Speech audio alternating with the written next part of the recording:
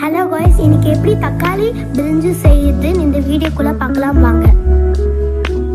அதுக்கு தேவையான இன்க்ரீடியன்ஸ் இது: சோம்பு, ஜீரகம், மிளகு, பூண்டு, இஞ்சி, பிரிஞ்சலை, பட்டை, கிரீன் சில்லி, அன்னாச்சி பூ.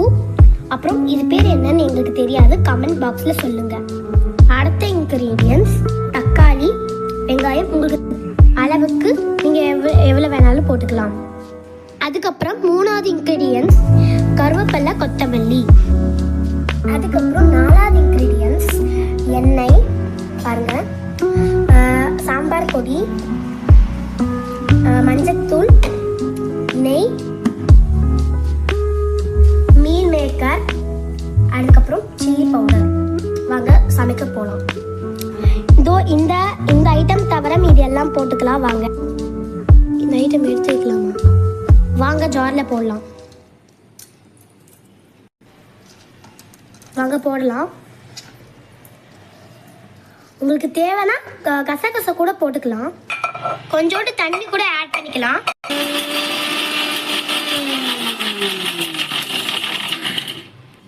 இப்போ ஜீரகம், இஞ்சி, பூண்டு, மிளகு எல்லாம் அரைச்சாச்சு. நெக்ஸ்ட் அரைக்கிறது 2 வெங்காயம், 2 தக்காளி அரைச்சி போட்டுக்கலாம்.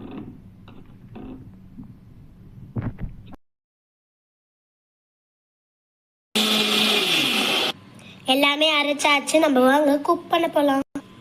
இது மாதிரி மிளகாவை சீவிக்குங்க. இது மாதிரி வதக்கிறதுக்கு தக்காளியும் வெங்காயமும் கட் பண்ணி வச்சுக்கோங்க. வாங்க கேஸை பற்ற வச்சுக்கலாம். வாங்க எண்ணெய் ஊற்றிக்கலாம்.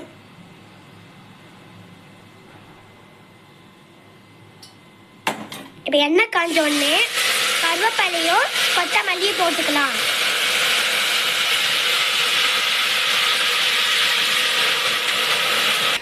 இப்போ வச்சிருக்க எல்லா பட்டை எல்லாமே போட்டுக்கலாம்.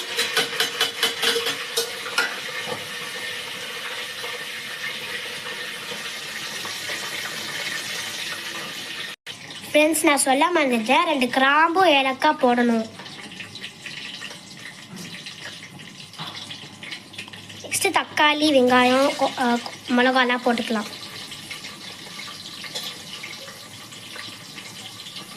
இப்போ நம்ம அரைச்ச பேஸ்ட்டு போட்டுக்கலாம். நம்ம இஞ்சி பூண்டு பேஸ்ட்டு அந்த பச்சை வாசனை போகிற வரைக்கும் கொஞ்சம் 5 மினிட்ஸ் குக் ஆகட்டும். வாவ், நல்லா மணமாக இருக்கே. இப்போ தக்காளியும் வெங்காயமும் போட்டோம்ல, அதை போடலாம்.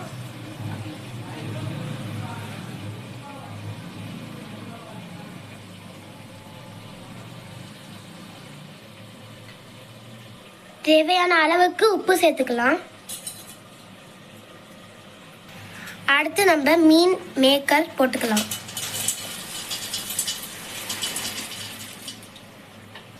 இப்போ மீல் மேக்கர் கூட சேர்த்து வதங்கட்டும்.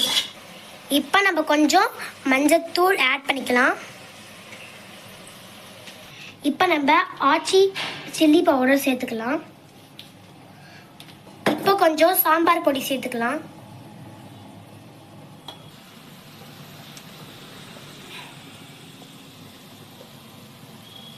இப்போ இது நல்லா வதங்கிட்டு இருக்கட்டும். இப்போ நம்ம அரிசியை ரெடி பண்ணிட்டு ஆட் பண்ணிக்கலாம். வாங்க, உங்களுக்கு தேவையான அளவுக்கு அரிசி எடுத்துக்கலாம். நாங்கள் இவ்வளோ அளவு எடுத்துருக்கோம். கொஞ்சம் தண்ணி ஊற்றிக்கலாம். ஃப்ரெண்ட்ஸ், இதில் அரிசி ஆட் பண்ணியாச்சு. இப்போ உங்களுக்கு உப்பு, காரம் எல்லாம் கரெக்டாக இருக்கான்னு கொஞ்சோண்டு டேஸ்ட் பண்ணி பார்த்துக்கோங்க. ஃப்ரெண்ட்ஸ், இப்போ நெய் 1 ஸ்பூன் போட்டுக்கலாம். இப்போ எல்லாமே இலக்கிக்கலாம். இப்போ எல்லாம் கரெக்டாக இருக்கனால குக்கர் மூடிட்டு விசில் வச்சுக்கலாம். நாங்கள் எப்போவுமே ஒரு விசில்லே ஸ்டாப் பண்ணிப்போம். உங்களுக்கு தேவையான விசில்லே நீங்கள் ஸ்டாப் பண்ணிக்கலாம். வாவ்,